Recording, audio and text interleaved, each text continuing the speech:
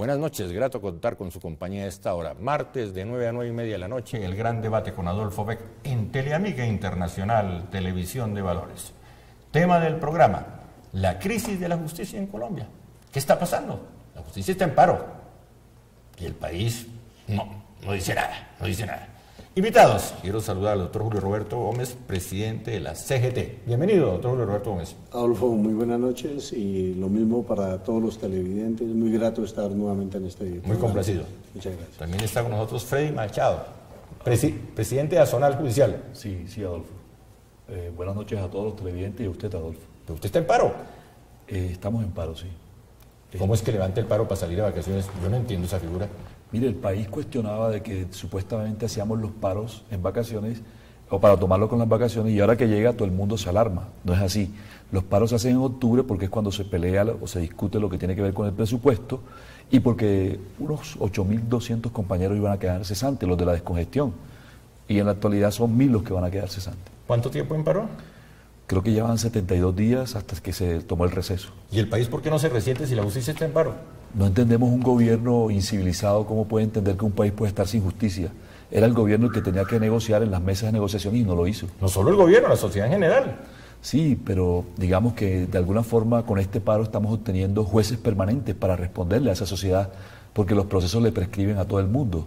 En la medida en que haya más jueces y que no los mismos jueces de los años 80, la sociedad tendrá mejor beneficio. Preocupa que una justicia en paro y la sociedad con un índice de normalidad muy alto. Eso preocupa, no solo el gobierno, sino la sociedad en general, que como si nada fuera. Quizás porque la misma sociedad no ha sido un tercero.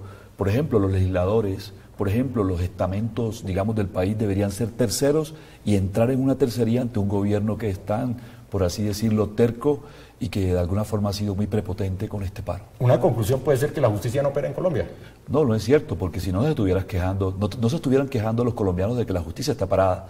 Si nos estamos quejando porque la justicia sí sirve, ¿por qué se hospitaliza a uno? ¿Por qué le dan medicina? ¿Por qué resuelve los problemas de servicios públicos? ¿Por qué te jubilas? Porque un juez lo hace. Bienvenido. Mi saludo a doña Lady Duarte. Claro que sí, Adolfo. Bienvenida. Buenas tardes. Buenas ¿Qué noches. sindicato? Sintranivelar Comuneros, desde Santander también estamos haciendo parte de este proceso de cese de actividades de la rama judicial. ¿Y eso qué significa en términos concretos? Eso significa que los judiciales de Colombia necesitamos ser escuchados y que este proceso debe llegar a un buen término por la paz laboral de este país. ¿Cuál es el escollo? No somos escuchados, no somos nivelados. No tenemos la igualdad que el resto, al menos, o un sector de la rama judicial sí tiene. Y nosotros necesitamos ser escuchados, no solo, como usted lo decía, por el gobierno nacional, sino por el resto de la sociedad que merece y necesita conocer realmente cuáles son los inconvenientes de la rama judicial. ¿Y por qué no concreta los inconvenientes? Descongestión, la necesitamos. El país desde hace muchísimos años tiene una carga sumamente grande y pesada. Es una carga que se refleja en las necesidades de cada uno de los colombianos, que llega frente al sistema de justicia y simplemente se encuentra contra una mole que simplemente termina con un proceso de 10, 12, 15 y muchos más años para resolverse. Pero la imagen que se tiene que es un problema de salarios. No es solo eso. Realmente el problema de la justicia es un problema integral, un problema que tiene que ver no solo con los empleados, no solo con las prestaciones, no solo con los sueldos, sino también lo que tiene que ver con cada uno de los colombianos, que también hace parte de este proceso de justicia. ¿Por qué se tiene tan mala imagen de la justicia en Colombia? Bueno, pues realmente el sol no se puede tapar con un dedo y como en todos los sectores también ha habido inconvenientes y tal vez malas decisiones y malos procederes, pero yo creo que es de salvar justamente en este día y que aclaremos por qué el proceso y que nuestro nombre quede en alto, donde debe estar. Muy bien, gracias por venir. Cierra la lista de invitados. Cristian López, del sindicato del IMPEC. Buenas noches. Bienvenido, Cristian. Gracias por la invitación y ojalá hoy este espacio nos sirva para que la sociedad colombiana sepa qué pasa al interior de las cárceles. ¿Qué está pasando? Hoy, después de 3 décadas, tenemos un sistema penitenciario totalmente colapsado, después de que en el año 1998, en una sentencia T-153, la Corte Constitucional condenó al Estado por unas cosas que pasaban al interior de las cárceles, estados de cosas inconstitucionales, Hoy tenemos el pico más alto de hacinamiento, tenemos el Dime la pico cifra. más alto, hoy es 55% de hacinamiento general. Increíble, pues una cárcel para 1.000 personas tiene 1.500. 2.000. Inclusive más. Ese es más o menos, ese, bueno. La cifra es promedial, pero hay cifras tan difíciles como por ejemplo Riohacha. Bogotá. Riohacha hoy tenemos 530% de hacinamiento.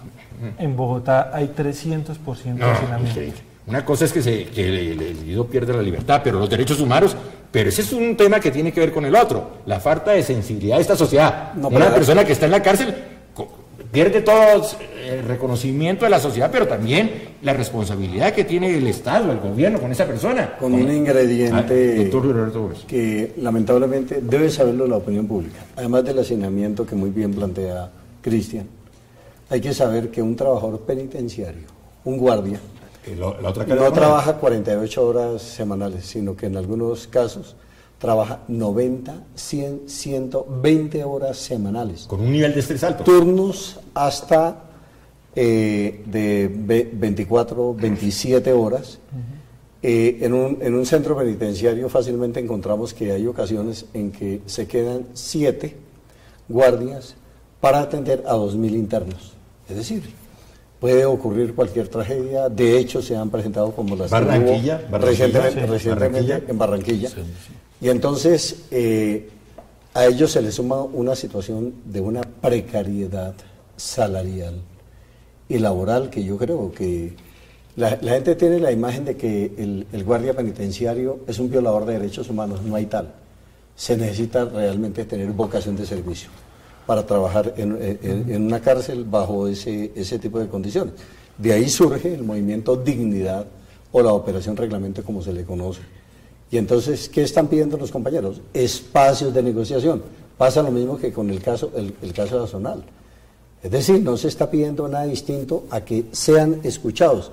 Yo no me explico cómo es que este gobierno negocia con los ilegales en La Habana y se niega a una mesa de negociación con quienes están al amparo de la ley, de la Constitución, al amparo de instituciones de derecho, de tal manera que nosotros sí consideramos que esa arrogancia que caracteriza hoy al fiscal general de la Nación, oiga, que se baje de esa nube, entienda que él es un funcionario público que está en la obligación de escuchar a todo el mundo. Yo creo que si el gobierno hubiera operado de una manera distinta, este paro hoy en día no se mantendría ni en la rama de la justicia, e igualmente la operación reglamento ya se hubiera podido resolver, la operación dignidad de las cárceles. Pero ¿qué está fallando? Porque hay una coincidencia entre la gente de la rama y la gente del IMPEC. La mala imagen de los guardias, por ejemplo. Se habla de corrupción, de que cobran por un traslado de patio, que le sacan plata a la gente por dejarle pasar comida, etcétera, etcétera. Un caso parecido a la mala imagen que tiene la justicia en Colombia. Falta liderazgo, salvo casos excepcionales como el suyo, doctor Julio Roberto Gómez, escúcheme que lo diga aquí de frente, ¿no? Gente que se para y dice, esta es la realidad. ¿Qué está pasando? ¿Qué está pasando? Hay un problema estructural. Mientras los países civilizados invierten el 6% del Producto Interno Bruto en la justicia, que serían cárceles y sería juzgados, Colombia solo invierte el 0.5%. Desde esa perspectiva, cuando tú no le inviertes a la justicia lo que se merece, tienes que limitarla y entonces vienes con pañitos de agua tibia, programas de descongestión, cuando lo que se requiere son más Y juzgados. se presenta un y más caso cárceles. colateral que son centros de profesionalización del delito. No hay rehabilitación por este tipo de situaciones. Pero hay que ir un poco más allá, y es el tema de la legislación, el tema del populismo punitivo, el tema también de la inversión social Sí. al interior de las cárceles, la resocialización de las cárceles, y lo que nosotros hemos criticado siempre, la administración policial. Es cierto, o sea, la policía debe estar en un tema especial, que es el que hace la seguridad de sus ciudadanos, pero este es un tema aparte, es un tema que tiene que ser de educación, de trabajo, de inyección. Muy bien. En otro sentido. A eso tenemos que llegar. Así es. Es un hermano colombiano que está No, pero además que de se eso- perdió la libertad, pero no los derechos humanos. No. Y si me excusa, continúa con la palabra después del corte. Ya regresamos.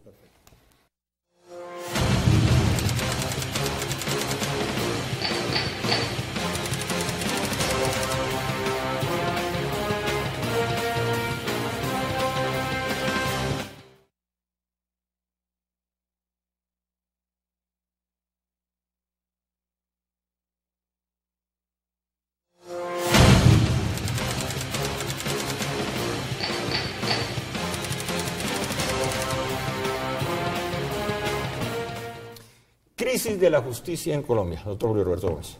Bueno, yo creo que se lo planteamos con toda claridad al presidente de la República. ¿Cuál es la razón?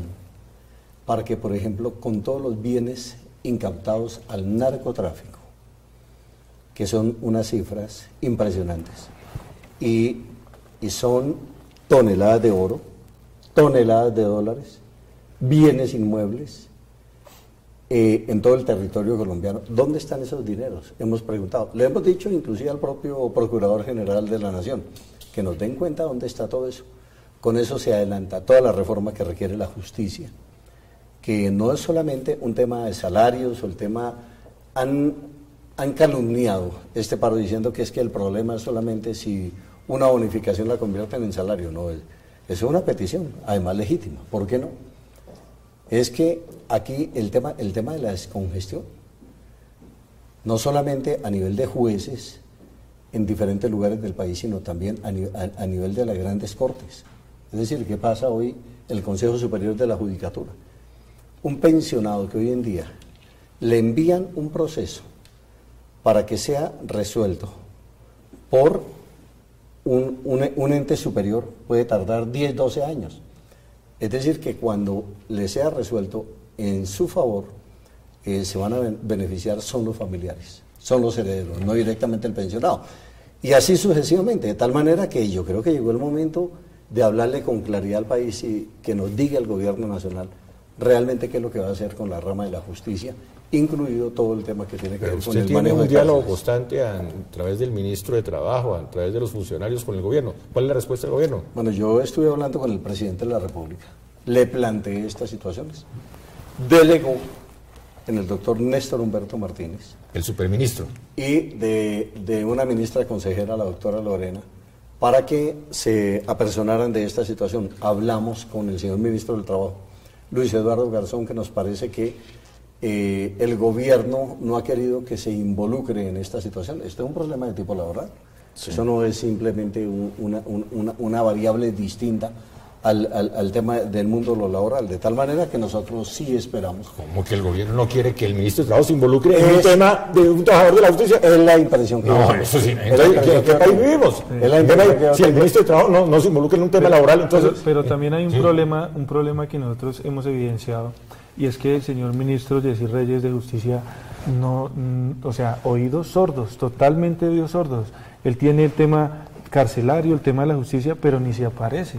Es decir, nosotros estamos hablando solos, nosotros estamos hablando con la pared. Le hemos dicho, le hemos enviado cartas, le hemos enviado todas las invitaciones al señor ministro también de Interior, a ver si puede de pronto interceder. Pero más... esto hay que meterle diálogo. Más gracias a que aparece su liderazgo, Julio Roberto Gómez, porque esto hay que meterle diálogo. Un país sin justicia, con la justicia en paro, con un problema de las cárceles como el que está sobre la mesa.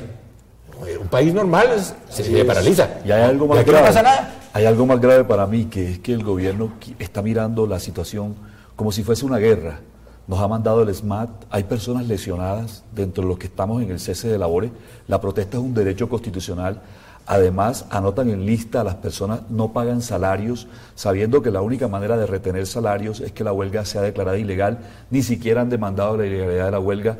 Es decir, no conversan, no van a la mesa de negociación, pero utilizan unas prácticas que son contrarias a las libertades y a las garantías sindicales. Usted mandó a los funcionarios, mandó, usted es el líder de la protesta, a vacaciones sin sueldo. Lo que pasa sin prima de Navidad. Lo que pasa es que tenemos el código laboral así y nos los han volteado. Ahora nos dicen que sí se puede retener salario cuando se ha dicho que mientras la huelga sea legal, como lo es, la protesta es constitucional, no podrían hacerlo. Y entonces el contralor, que es un tercero, que en vez de entrar a conciliar, aparece exigiendo y extorsionando de que si no levantan la huelga le descontamos. Cuando él, más que nadie, que fue presidente del Consejo Superior de la Judicatura hace muchos años, abogado del externado, llegó a acuerdos y nunca descontó salario, porque es que las protestas son derecho constitucional y la negociación, la posibilidad de buscar la conciliación es una obligación constitucional que tiene el presidente. ¿Usted cree que la huelga se va a mantener después de las vacaciones? Yo estoy muy pesimista, yo pienso que sí, en la medida en que un gobierno... Esta es una época de reflexión, la Navidad es una época de reflexión, invitamos al gobierno que revise esa postura y él que se jacta tanto de hablar de la paz, hombre, Si hace, como decía el doctor, hace negociaciones y acercamientos con los subversivos, ¿por qué no hacerlo con nosotros que somos los que respetamos y garantizamos la institucionalidad del país? Cuando un juez declara derecho, reafirma la ley de este país y está diciendo que el país sí es válido. Muy bien. Y no lo aceptan así. Adolfo, hay algo sumamente importante que la sociedad debe conocer, y es que nuestro derecho está respaldado por la misma ley. Y los ciudadanos tienen que saber que desde 1992, la ley cuarta, que es una ley marco, determina que nosotros debemos ser nivelados. Es que llevamos más de 22 años sin que nuestro sueldo sea nivelado. En medio de todo este proceso y de estos sucesos de cese, que ya este es el 7º paro que este país afronta, y que debe tener muy claro el gobierno nacional, que de no atender esta solicitud y este proceso de paro, no solo vendrá el 8º, el 9º, el 10º y el 11º proceso de paro, que realmente es un escollo para la sociedad. ¿Cuánto gana en promedio un funcionario judicial en Colombia? Bueno, Adolfo, eso es algo que realmente lo tenemos que decir aquí a viva voz. ¿Cuánto? Un notificador de la rama judicial gana desde 1.100.000 pesos. Un juez municipal gana 3.800.000 pesos. Un juez de circuito gana alrededor de 4 millones de pesos. Eso es lo que los colombianos deben conocer. ¿Un magistrado? Un magistrado que ya tiene su nivelación salarial, como la ley cuarta del 92 lo ordenó, pues tiene un salario pues mucho más alto o nivelado. ¿Cuánto gana un magistrado? 20 millones aproximadamente. ¿Un fiscal? Lo mismo que un juez igual que un juez del circuito. Pero un fiscal delegado ante tribunal también está nivelado. ¿Un juez de circuito cuánto gana? 4 millones decíamos que mientras los magistrados... ¿Para la responsabilidad que tiene? Sí, decíamos que los magistrados... Pues no podemos llegar al famoso paso doble, ni se compra ni se vende, porque con 4 millones es muy difícil. Adolfo, hay algo muy cierto que la sociedad debe saber y que todos los sectores deben saberlo. Hay un estudio que dice que Colombia es uno de los peores países pagando su justicia, y eso es lo que hace también. Usted me lo preguntaba, ¿por qué la justicia está así? Porque la corrupción también entra. Ese es el problema. Por allí. Casi que a manera de caricatura señala el famoso paso doble, ni se compra ni se vende, pero es que con bajo sueldo, uno no tiene que ver porque eso es producto de la información. Hay gente que gana 1 millón y no se vende. Pero de todas maneras, lo peor es que los mejores funcionarios, los mejores abogados, no quieren venir a la justicia. Quieren una justicia excelente porque hay malos pagos. Pero uno se pregunta, los egresados de las mejores universidades de élite, ¿por qué no quieren venir a ser jueces? ¿Por qué no quieren venir a ser empleados? Porque los estantes de proceso, más las malas edificaciones, no les interesa ser realmente. Antes de ir al corte, hay corrupción en la Guardia Penitenciaria. ¿Cuánto gana un Bueno, nosotros tenemos una asignación básica de 950.000 pesos y un sobresueldo que es de 400.000 pesos por la jornada adicional que trabajamos.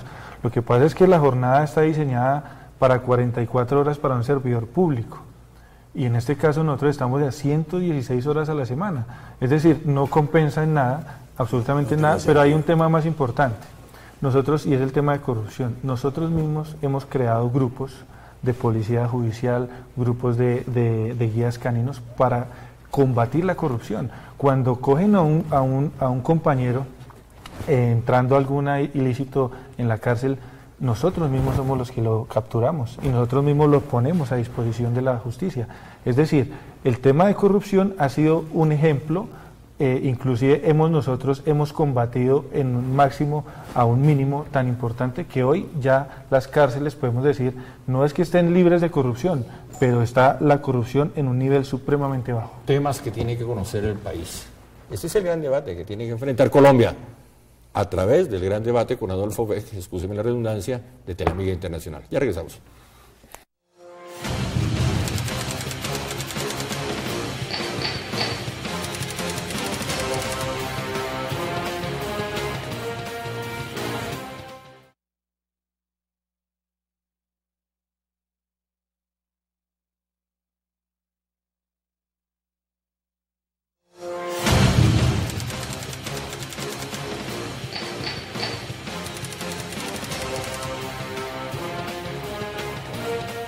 Cerramos, Julio Roberto Gómez.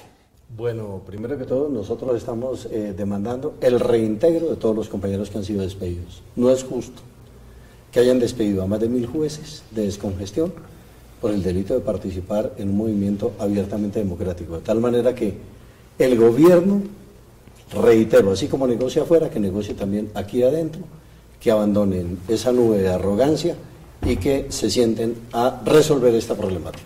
Freddy Machado. Bueno, el país no va a tener paz laboral si el gobierno no se sienta en diciembre a reconsiderar su postura. Y lo que queremos básicamente es que entienda la sociedad que se beneficia con el paro en la medida en que ya va a haber nuevos juzgados y en la medida en que se reconozcan prácticas, por ejemplo, de que el mismo gobierno acepte de que no es posible. ¿Para dónde va el gobierno cuando al querer a un decreto como el 160 de negociación colectiva lo incumple? Y es un decreto que todo el mundo conoce. Queremos que restituya a los empleados que han sido dejados por fuera y en definitiva queremos la paz laboral para la daña. No entendí la figura que el país se beneficia con el paro de la justicia. Claro, porque tenemos los mismos jueces de los años 80 y ahora va a haber 500.000 millones para una nueva planta. ¿Y quién garantiza eso? El gobierno lo dijo y está fijado en el presupuesto, son los acuerdos que se hicieron. ¿Entonces sale bien librada la sociedad colombiana con este paro? Evidentemente, porque ya no van a prescribir los procesos. Es un compromiso directamente en este Esa es noticia. Así es. Frase final. Nosotros primero le decimos al gobierno nacional que no haga lo mismo que hizo con los campesinos, con los cafeteros, que burló los acuerdos. Con nosotros tiene un acuerdo firmado el pasado 28 de mayo, queremos que garantice y que honre la palabra y lo que se firmó en el acuerdo. ¿Y ese acuerdo qué significa? Ampliación de planta, nivelación salarial, modernización de la institución y, lógicamente, humanizar las cárceles. ¿Qué pasó con las nuevas cárceles? No hay plata. ¿Cómo que no hay plata? Eso le preguntamos al señor ministro de Hacienda. Todo es no hay plata.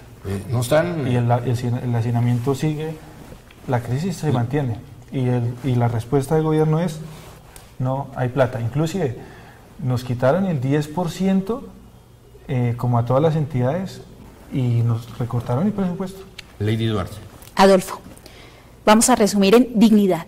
Decía Abraham Lincoln que quitar y hacer a un hombre indigno y miserable es muy difícil cuando cree en su propia dignidad. Eso es lo que está pasando en las cárceles colombianas. Exactamente. Derechos humanos, indignidad. Totalmente. Y por eso tenemos que luchar. Así es. Y en eso la variable guardia penitenciaria tiene un factor muy importante.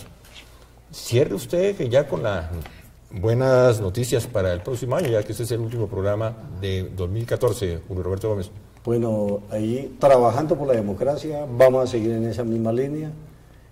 Al país le consta todo lo que hemos venido haciendo y renovar nuestro compromiso para con los sectores más empobrecidos en nuestro país. ¿Qué lecciones nos deja la discusión del salario mínimo? Yo creo que nos deja la lección de que lo mejor en materia de salario mínimo legal es la concertación social. Definitivamente, la imposición no es una política aceptable desde ninguna perspectiva. ¿Por qué ese desfase entre la canasta familiar y el salario mínimo en Colombia? Un factor de injusticia, es decir, una canasta familiar que hoy en día vale casi 1.300.000 pesos.